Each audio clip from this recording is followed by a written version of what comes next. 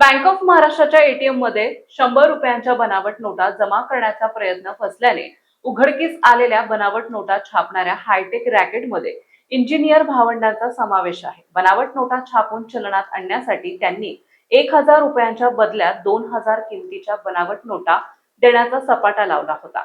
त्यांच्याकडे आढळलेल्या व्हॉट्सअप मधील चॅटवरून या रॅकेटचे गुपित उघडल्याचं पोलिसांनी सांगितलंय.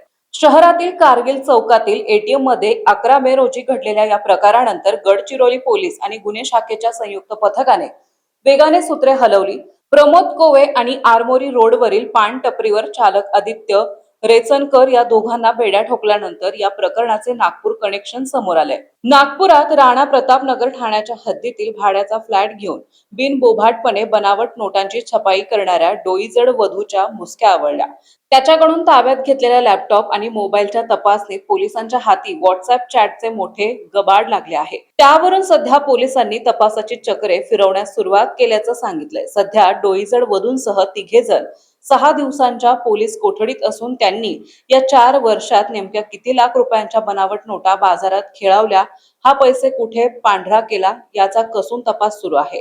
या व्हॉट्सअप चॅटच्या कुंडलीवरून येत्या 2 ते 3 दिवसात आणखी काही जणांना पोलिसांकडून बेड्या ठोकल्या जाण्याची शक्यता वर्तवली जात आहे.